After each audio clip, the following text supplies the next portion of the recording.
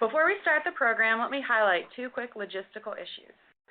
First, if you have not already done so, please be sure that your audio connection is on mute to reduce audio interference and feedback. Second, if you would like to ask a question of our speakers, we will have a few minutes of Q&A after the presentations are completed. Please submit your questions directly to me, either via the chat box on the right-hand side of the screen or via email to max@maximumcq.com, and we will pass your questions on to our speakers.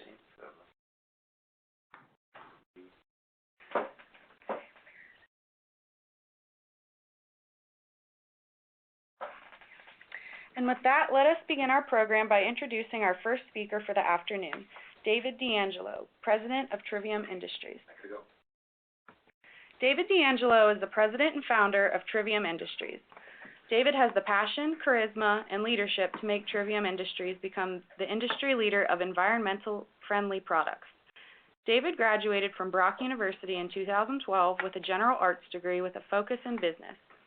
Trivium began as a class project at Brock and has now grown to become a Niagara-based manufacturing company. David comes from an entrepreneurial family, having his father own multiple successful manufacturing businesses and his sister owning a cosmetic brand. David has won multiple business competitions, including become a national finalist in the Nickel Entrepreneurial Business Competition in 2012 and the 2014 Ontario Centres of Excellence Canadian Youth Business Foundation Entrepreneurship Fellowship. This competition was for a young entrepreneur commercializing a product from university-based research. The prize for this competition was $100,000 of funding. David has strong contacts throughout North America in a variety of different sectors, from manufacturing, packaging distributors, organic chemistry, financial services, university-based researchers, and local entrepreneurs. Trivium is working to help divert bottle plastic waste from reaching landfill sites.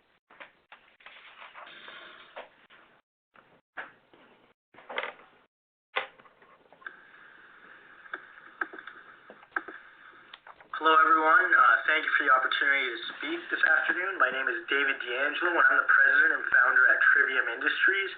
We're a blow molding company located in Welland, Ontario, Canada. And we produce cosmetic and pharmaceutical bottles out of PLA and other eco-friendly materials. My email and phone number is there, so if anyone has any questions, please feel free to contact me. So it's no secret, a major problem within our world is plastic waste and how it's reaching landfill sites. Bottles are one of the biggest contributors to plastic waste at landfill sites. When we started this project, we were looking at different alternatives and ways to help reduce the amount of plastic bottles reaching our landfill sites. We wanted to create bottles, an alternative that would help divert these bottles from reaching landfill sites. So that's how we found and came across PLA. We did a lot of work in looking into the market of different materials that can be used to make bottles, and we really found PLA to be a great alternative that would work well. So my company makes bottles for the cosmetic and pharmaceutical industries. We're a very small niche player in the bottle market. We do a lot of customized orders for specific customers. We don't make mass volumes like some of my competitors. We look at each different company order very carefully and make sure it's a good fit for both PLA and for the industry. So PLA bottles at the industrial level. My company only uses FDA-approved PLA resins, and we have multiple suppliers. But there is some problems with making a PLA bottle for cosmetics. I will get into that actually right now. The biggest problem with making PLA-based cosmetics is the fact most cosmetics have a high moisture content. PLA and moisture do not go well together. So we worked with Brock University, a mid-sized university in Southern Ontario, to help find an answer to this problem. Brock is a good school. They have a big chemistry department and they do a lot of research right on site. So we actually partnered with their chemistry department to find an alternative to this problem. And we came up with a barrier coating. So this barrier coating is FDA approved and is applied internally to the bottles. It helps strengthen the moisture barrier properties of PLA. So this helps allow these high moisture cosmetics to be stored inside the PLA bottle safely while ensuring the bottle still is compostable. To do this project, we use Ontario Centre of Excellence's funding. That's a government-based funding agency, so they're very generous to donate the funding to us to perform this research. This coating also has various other applications, as I'll discuss in a second. There's an image quickly of a PLA versus traditional PET bottle. You can see the PLA has a slight yellow tint to it. PLA can be colored though, and if it is colored, it looks very similar to PET. Normally we like to color it in a green tint or something that will very stand out from PET. There's an image of basically the wide variety of bottles we can make, from shampoo bottles, jars, tablet bottles, lots of different jar molds we can make. The sector we really focus in on is the cosmetic. The reason is because the all-natural cosmetic market is huge. You can see that number there. It surpassed $5 billion in 2012 just in North America. These companies really value the ingredients in their products. They want all-natural products. They care about their packaging.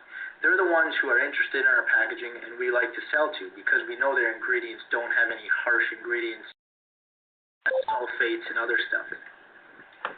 At Trivium, one of our mottos is we create beautiful packaging not just on the outside, but on the inside as well because of the eco-friendly benefits. Secondary market is the pharmaceutical, and these are Tylenol bottles, any tablet-based bottles, but we're very careful with which pharmaceutical products we will fill. We do a lot of testing prior to actually buying bottle molds and making sure that the application is actually okay for whatever will be stored in it.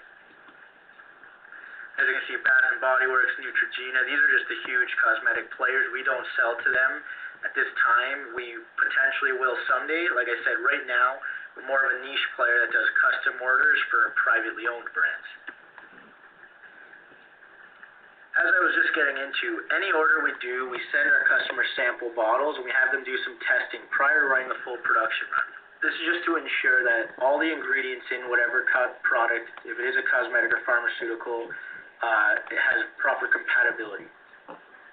We also make sure whatever applications we use our bottles for, it's not going to contaminate the compost. That really would be counterproductive, and we just are very careful that it doesn't happen. We recommend all our customers ensure that, they recommend to their customers whatever it is, make sure the bottle's completely empty once done, and that if it's not going to hurt the compost. There's some other applications for our coating, and this can be in the raw PLA form. We've talked to a few PLA makers about that, just to help, offering a PLA strand that has a better moisture barrier. Other products that we could make, these could be, for example, flower pots. That's something that we're looking at making in a blow molding form that are compostable. There's also industrial products, as I'm sure many of you know, PLA is being used in the industrial level as well now, so we're looking at stuff like that. When we built our machinery to make our PLA bottles, it was a bit of a challenge because there was none available.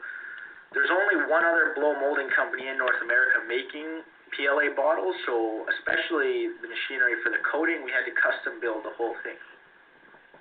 We also recommend all our customers on their labeling really exaggerate the fact this is a PLA bottle. Everything is properly marked on the bottom of our bottles that it's PLA with the right recycling code, and we tell the customers properly how to dispose of it. But by helping with the labeling, it'll help decrease the amount of the PLA not properly being recycled to get to the composter. So this is BioLink. It's a business incubator located at Brock University. My company has our research and development headquarters there. And they have lab space there, offices, lots of experts on site, and there's also funding opportunities. There's even a 3D printer right on site there, so we actually 3D print a lot of our bottles right on site.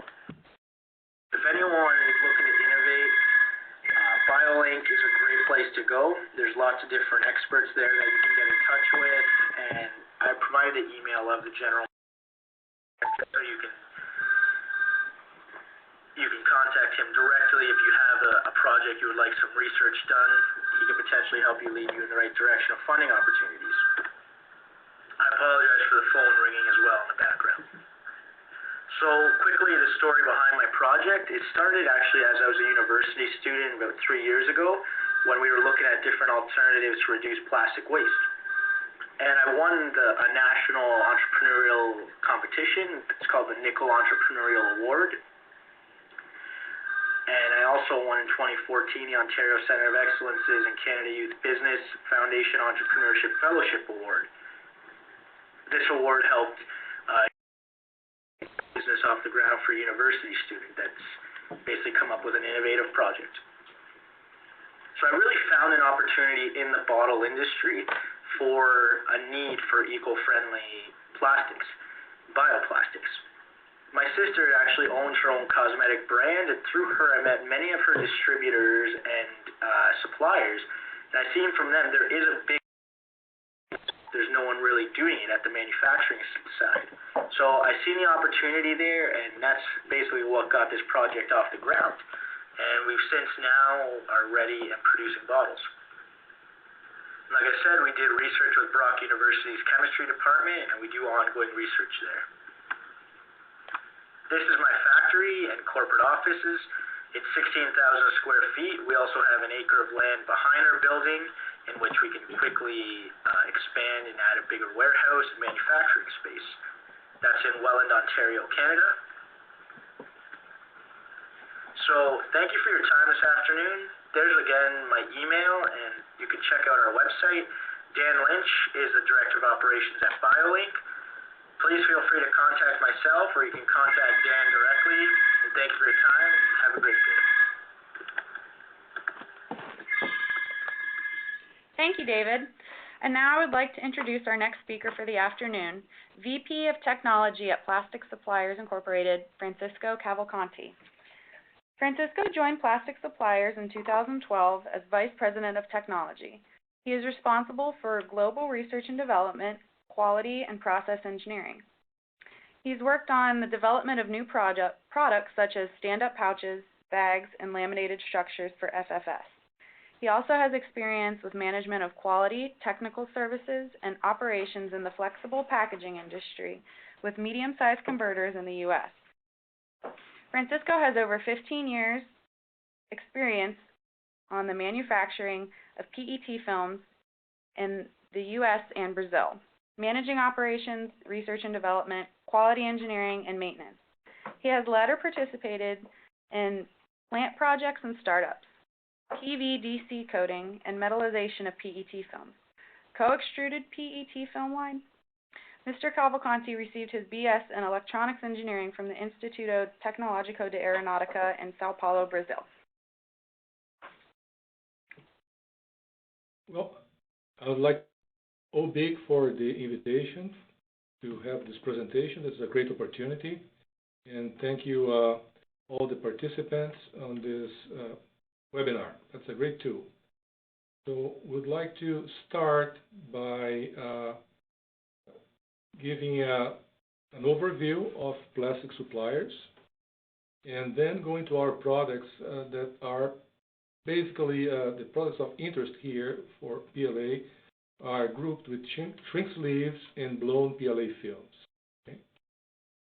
So starting with an overview of the company was founded in the early with a strong focus on the distribution business. So and also polystyrene. So the company is tied. The origin of the company is tied to distribution and essentially polystyrene films. Later on, in around 1976, we start our own manufacturing of oriented polystyrene lines purchased from Monsanto, and it was on 2004 that we started the operation of shrink sleeves films, basically on PLA and polystyrene, and the commercialization is more recent, starting in 2005. Okay. The locations of the company, okay, manufacturing is essentially located in Ohio, and we have two plants in Ohio with the blown and cast and tenter films. side by side. Distribution center in California, Texas, and in Belgium, on a very nice area in Belgium, and reaching Europe through a network of agents.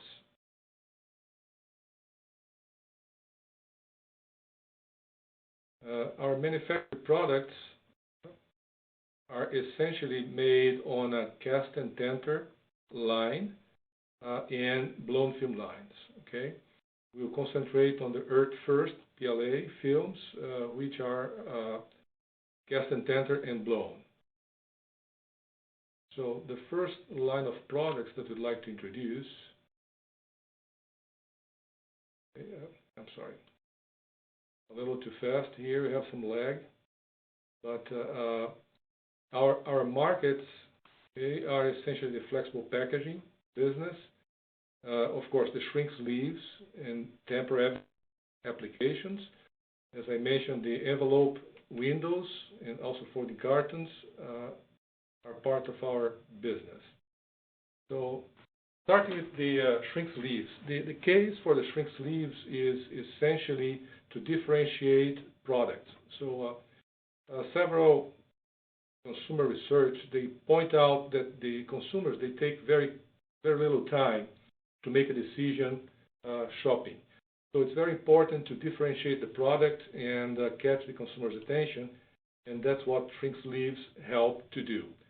So making use of high quality graphics, okay, and complex container shapes to obtain this differentiation. The sleeves also allow having a 360 degrees billboard, so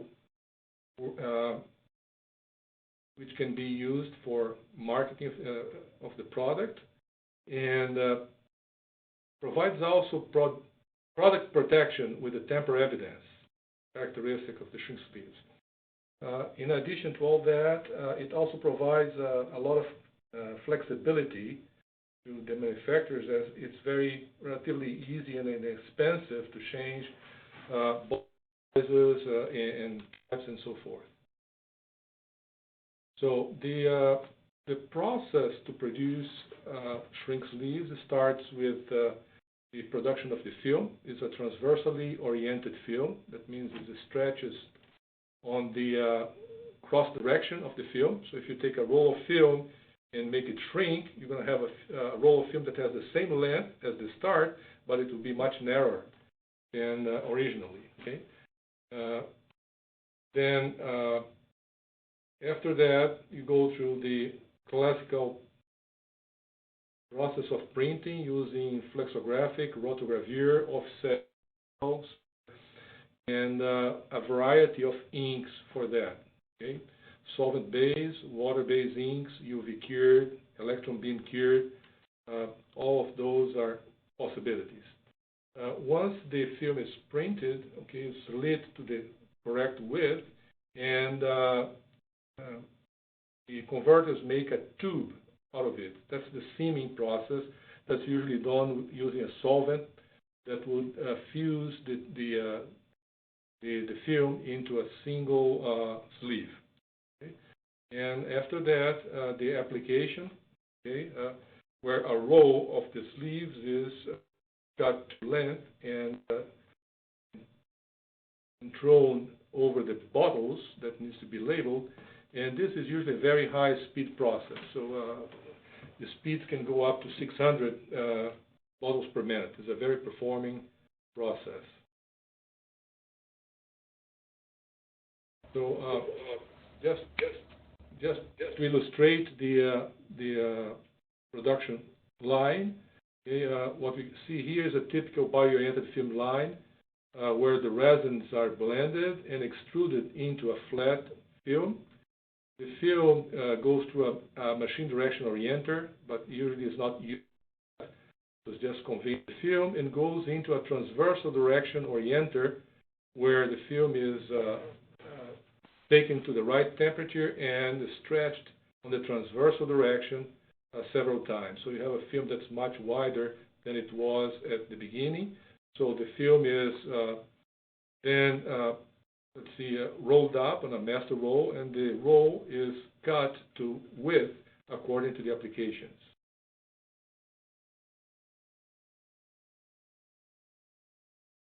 Trouble here with the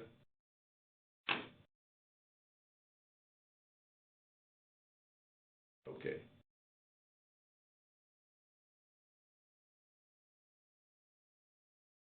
Having some trouble here controlling the mouse. This is to give an idea of the distinctive characteristics of the shrink sleeves. Okay, so our blend is EarthFirst TDO, so that's our brand for the shrink films. And the main characteristics, the points that needs to be looked at as looking at shrink sleeves are the shrinkage characteristics or shrink rates. Of course, the printability and optical properties, the machinability and how the film shrinks. All those factors are tied to the product appearance. In addition to that, there are some particularities of requirements for the storage and some considerations on cost and environmental impact. So those are the topics that we'll be looking at on the next slides. So one of the first things that we need to have a look at is the shrink curves. So, and this is a comparative graphic showing the most common materials for shrink sleeves. The PLA in green, okay. The red curve here is the OPS, oriented polystyrene, but we also have PETG, glycolified polyester, and PVC. Okay. What's represented on these curves, those curves here, is how the film behaves when immersed in water at the temperatures that are shown on the bottom for 10 seconds. That's the standard presentation for the shrink characteristics. And as you can see on this curve, the PLA, it starts to shrink at a very low temperature compared to the other films. So this is a very good thing for products that don't stand higher temperatures, and that also allows to operate the shrink tunnels at a lower temperature and obtain a good shrinkage of the material. Okay, so compared to the temperatures are in degrees centigrade, so 50 degrees, so there's almost a 10 degrees, 15 degrees difference between, it's almost 30 degrees Fahrenheit between the PLA and PETG. The shrink rates are as high as 70%, you can see here, and this is really more than sufficient to the large majority of the applications.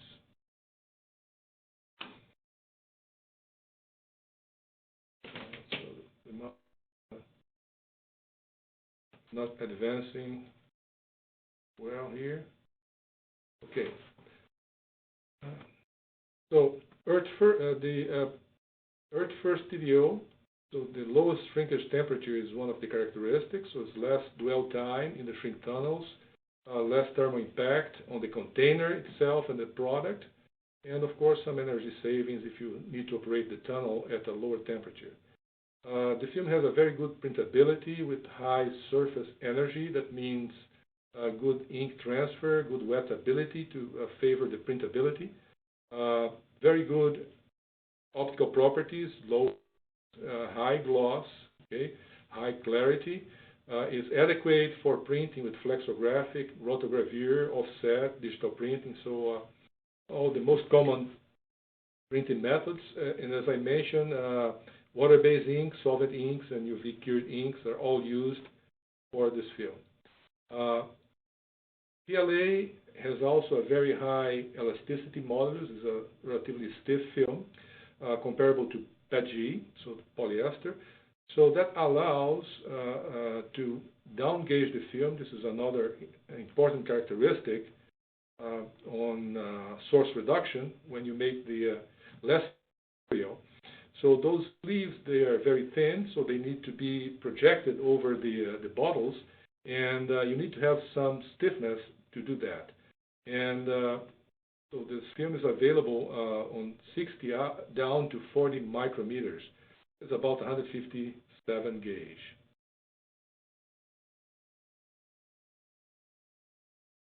So another good characteristic of the EarthFirst PLA is the shrink force.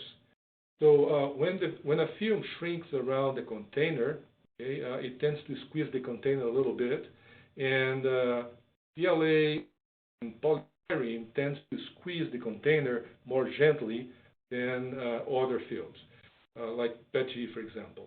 And if you're applying a sleeve on a container with a very high shrink force, the type of defects like smiles, as represented here, or frowns, where instead of having a straight, let's see, lay down of the sleeve here, you have this curved appearance that looks like a smile.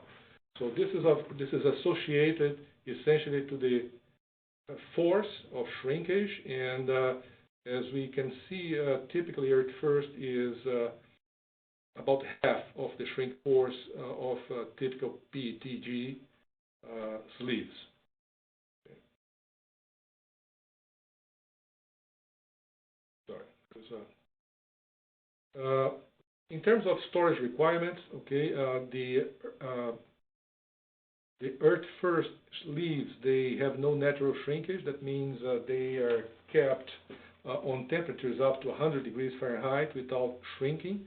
The natural shrinkage can be eventually, or this accidental exposure to high temperatures can be a big concern for the finished sleeves.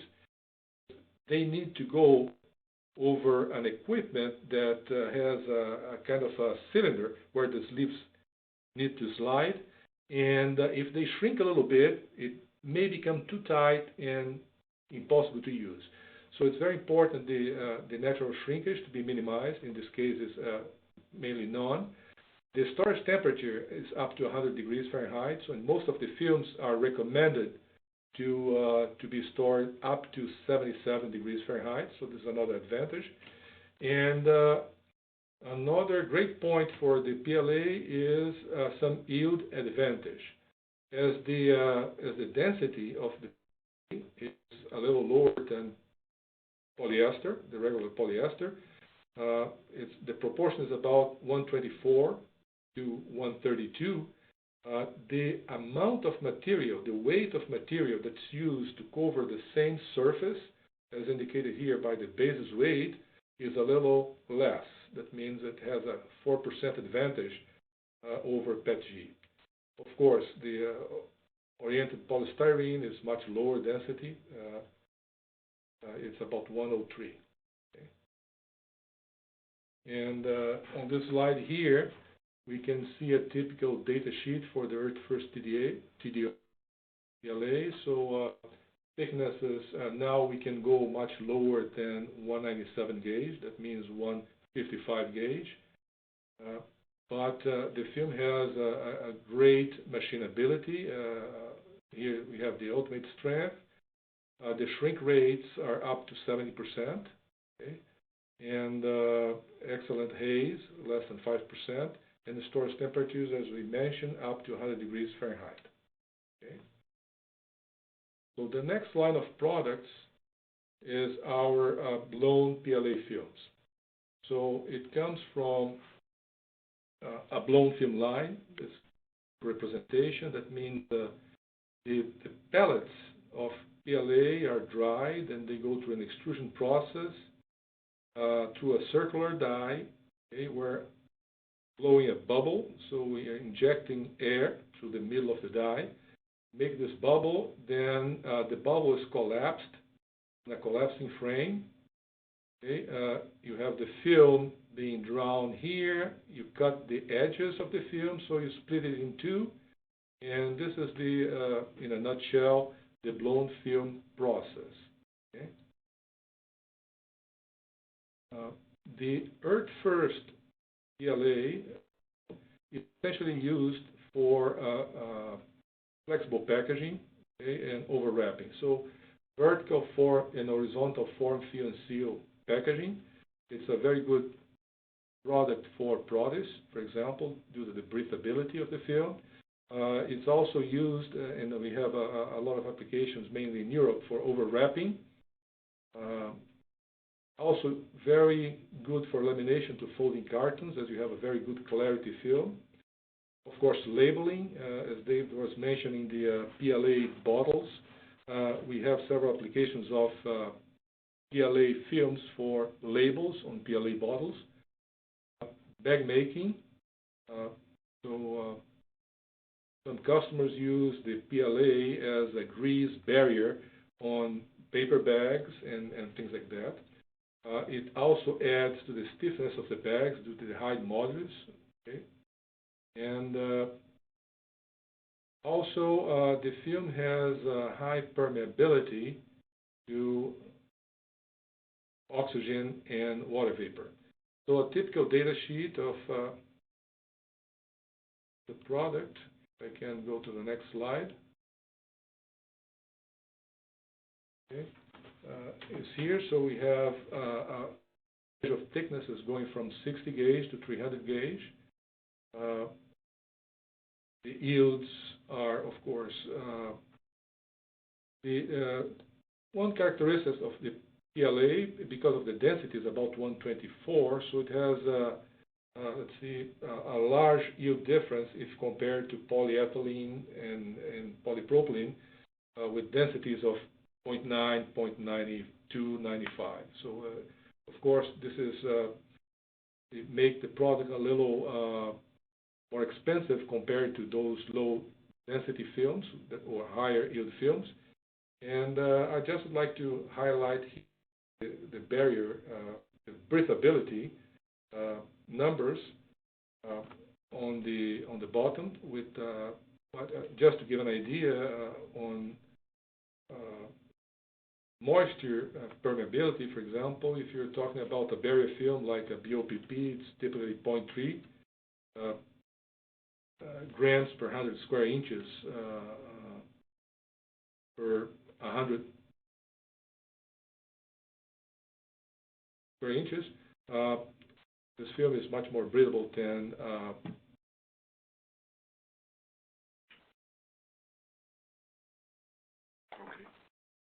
good. So I think that this is essentially the presentation. Right. Thank you, Francisco. Sure. I would now like to introduce our final speaker for the afternoon, Michael Waggoner, CEO of Grow Plastics. Mike Waggoner is the founder of Grow Plastics. He has a master's in mechanical engineering from the University of Washington, where his thesis focused on the foaming of plastics. His career has included designing exhaust diffusers for Kentworth Truck Company, 2 patents awarded, working at another material science startup in business development, and installing custom design measurement control systems around the world. When Mike can find time away from Grow Plastics, he is enjoying the outdoors of the Pacific Northwest. He enjoys mountain biking, hiking, and skiing in the rain. Mike? Hi, can you hear me? Perfectly. Okay, great. Okay, well, yeah, thanks for the opportunity to speak about this. Excited to talk about Grow Plastics. It combines 2 of my passions, a love for the environment, and then also my love of engineering. And it doesn't? Okay, great. And so what I'm going to be talking about is a brief intro into Grow Plastics, discussion of CO2-based foaming technologies, solid-state foaming, which is our branch of PLA, a bit about Grow Plastics technology in particular, the benefits that you get from solid-state foaming of PLA, a life cycle analysis, environmental analysis of our product, and where we hope to take the company. So who we are is we're trying to commercialize the technology to expand thermoform PLA, and this creates products that are better performing in terms of insulation and thermal performance that have lower environmental impact. And because we reduce the amount of material used, it makes them cheaper in large volume. Right now, we've got a prototype manufacturing line in Bothell, Washington for producing some samples and also just to prove the technology at full production speeds. And currently we're funded by an EPA Phase 1 SBIR grant. And the reason why the EPA liked us was because of the environmental benefits of our product, and also just because food and general packaging is such a huge opportunity. That's it. And so, in general, carbon dioxide-based foaming is just an alternative way to get lower densities in plastics. It's used by companies such as Zote Foams, Trexel, and Sealed Air, Cryovac, a couple others as well. You're replacing things like CFCs and other blowing agents that have harmful effects for the environment, for the end users of the products, with just inert CO2. And you're not generating new CO2 to do this. You tend to use the waste from power plants. So it's taking waste from power plants, using it to blow films, and then producing products from it. And it's a commercially accepted practice. So what we do in particular is solid state foaming, which is taking polymer sheets, and then you put them into a pressure vessel at very high pressures for a limited amount of time, just period of minutes. And then when you take these saturated sheets, which look identical but have, say, 10 to 20% carbon dioxide absorbed by weight, and heat them, they expand and grow into a kind of a sandwich core structure. And that's what lets you save materials, having a lightweight foam core while retaining most of the material properties. And in particular, what we do is we've figured out a way to automate this process efficiently, so that as long as you start with a standard roll or extruder, then you have things go through automated machinery. So it's going through pressure vessels and then through a heavily modified thermoformer. And what this enables you to do is have, basically a swap out machine in a factory, or else have a retrofit to existing thermoformers if there's already an operation. And because you have the same extruders and then the same material handling equipment at end of life, you end up with just basically material savings with a slightly additional cost in CO2. So the benefit is shown by this chart. So on the left, you have a standard solid polystyrene cup, and it uses about 13.5 grams of material. And in the center, there's one of our products, which is about 6 grams. And on the right, it's shown that our product's actually stronger. And the way that we achieve this is it's kind of similar to cardboard versus standard paper, where if you think of cardboard, it's got an exterior skin and an interior skin, and then a lightweight core. But it's actually stiffer because those two stress skins are, provide most of the structure, while the lightweight core saves on material. We're hoping that it's the same revolution where, if everyone was using paper boxes up until now, then they'd be using cardboard boxes tomorrow, and it would just revolutionize the industry. We're hoping to do the same thing to plastics.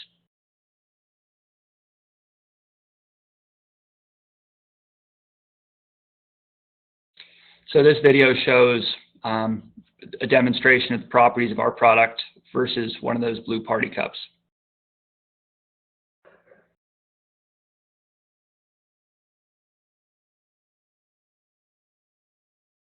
And so these are side load testing showing that the cup is actually stronger in terms of grip strength and sidewall strength.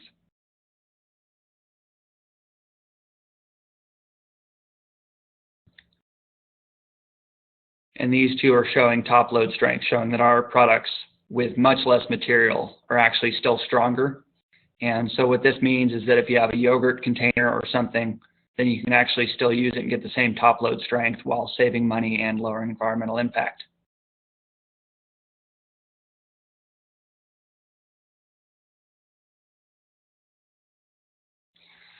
Another benefit that you get with our products is insulation. So you have two solid skins and a lightweight core. The core actually provides a similar level of insulation to about a paper cup with a sleeve. In cold beverages, what that means is you can hold a cup of ice water and your hand still feels comfortable. And with hot beverages, we're not quite at the point of taking boiling water. Can we go back a slide? But it still insulates your hand about as well as a paper cup with a sleeve. Get the next slide. One of the nice benefits of our technology is that we're able to get greater toughness out of PLA without using plasticizers. The cup shown below, where it's taking it and then crushing it down almost to nothing and then straightening it back out, is actually just pure PLA. And the reason why that happens is because the cells inside serve as kind of crack propagation stoppers. Usually plastic cracks and then the cracks spread. We're actually able to stop that just by using our technology. So you get a product that's got fewer contaminants, no plasticizers, less need for additives. At the same time, we have been able to work with those additives, so there's still that option. We have sent our products out for print testing, and we worked with Sand North America to get dry offset print cups. And PLA prints better than alternatives like, say, polypropylene because it has higher surface energy. And we were able to demonstrate the same great print quality that you get from PLA as you do with other materials. One of the unique things about our materials is that we don't have to use TiO2 to get white. Our products are white for a similar reason that snow is white, where you get light coming in at the surface and then it gets diffracted by a very small cell structure and then bounce back at you. So it appears very white and makes your products look great without any additives. One of the reasons why the US EPA liked us is because of green chemistry, where what you're trying to do is take existing products and replace them with greener products. So we reduce the amount of raw materials needed, which is one of the goals. We get good toughness without plasticizers, which is another goal of green chemistry. And more consumers are getting concerned about plasticizers getting into their foods. We eliminate that concern. And the pure PLA means, no other chemicals leaching into the food. So you don't have any, styrenes, no carcinogenics. You end up with something that's greener and more appealing to customers. In terms of surface temperature, right now we've got cups that work great up to about 75 C, which is about 160 F. And we're continuing to work on boiling water. We've produced some soup bowls that are microwave safe. So if you have a heat and serve meal, we've been able to meet that performance requirement. And we're also working with multiple suppliers where they're sending us raw materials, we process them, and then we heat and stretch them. And we've been able to get probably up around 85 C in some cases, and we're going to try and get all the way to boiling water. Part of the reason why we get this is because we can crystallize PLA, and part of it is because the exterior surface is insulated, so that you get a cup that the PLA doesn't have to take boiling water temperatures, only in the inside surface just has to kind of insulate the outside, which is really providing the mechanical strength.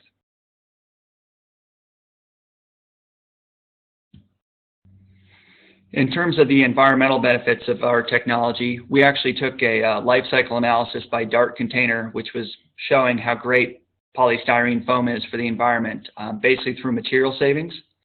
And so we took the value that they use per gram of plastic used and then applied it to our technology. And so in this chart, you can see that on the left, you have a polystyrene foam cup, and it's got fairly low energy used per product. But then on the far right, you've got our product, which actually has substantially less energy used per cup. And this is using life cycle numbers from a company that isn't trying to sell PLA. So we feel like it's a pretty strong point for the environment. One of the other benefits of our technology is that make composting food easier. Right now, if you're a restaurant and you want everything to go into the compost, you have to pay a pretty significant premium to get compostable food service items. And so what we're trying to do is make it so that it's also the least expensive choice to go with compostables, so that you have one bin, it's easy for your customers, and then it all just goes to a compost bin, and so you can actually get lower tipping fees.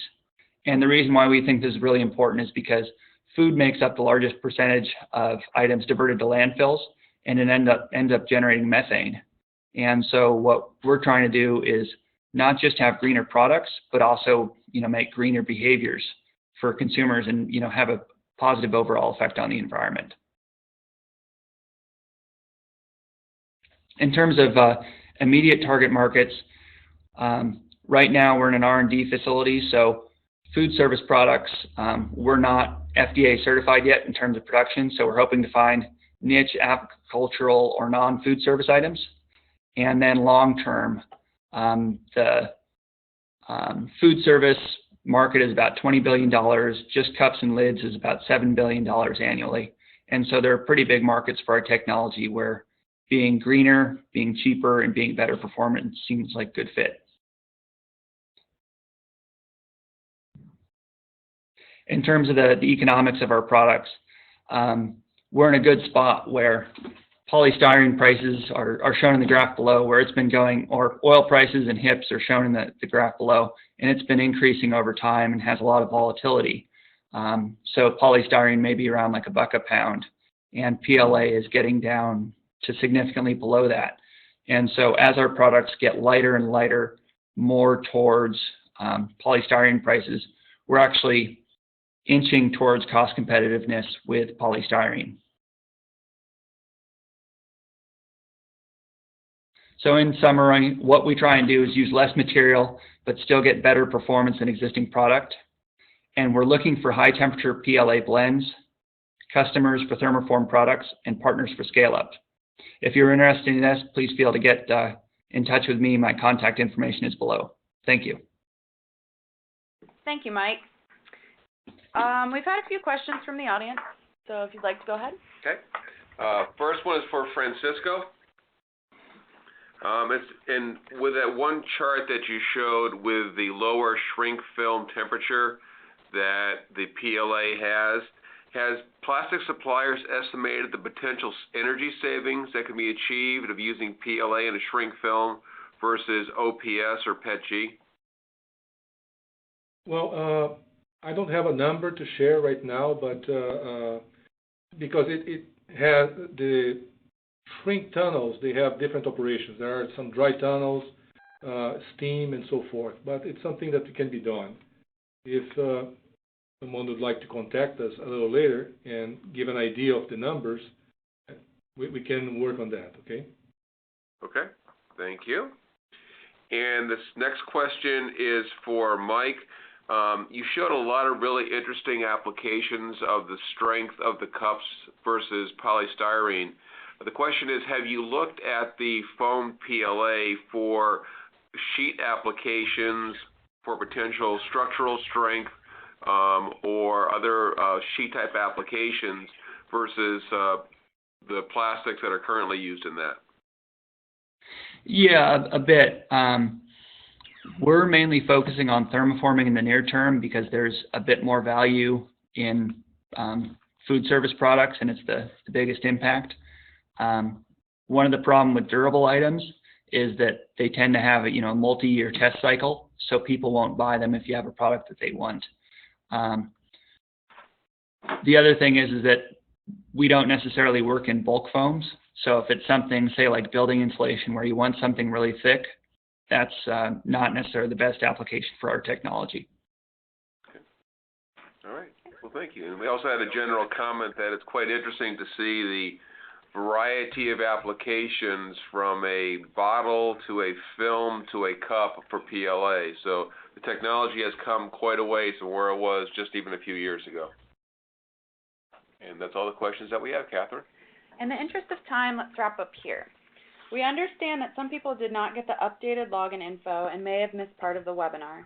It has been recorded, and we will let you all know when it will be available on the OBIC website.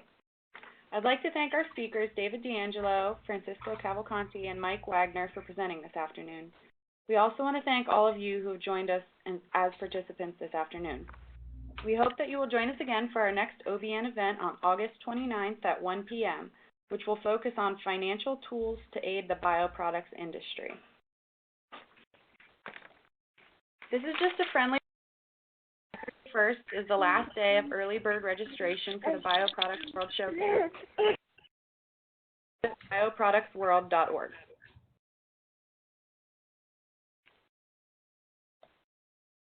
Member of the OBIC Bioproduct Network, I encourage you to visit our website to find out more and to download a membership application.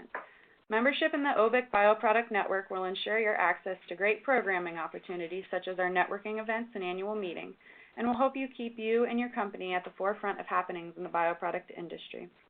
Again, thank you for participating in the OBIC Bioproduct Network webinar series, and we look forward to having you again soon.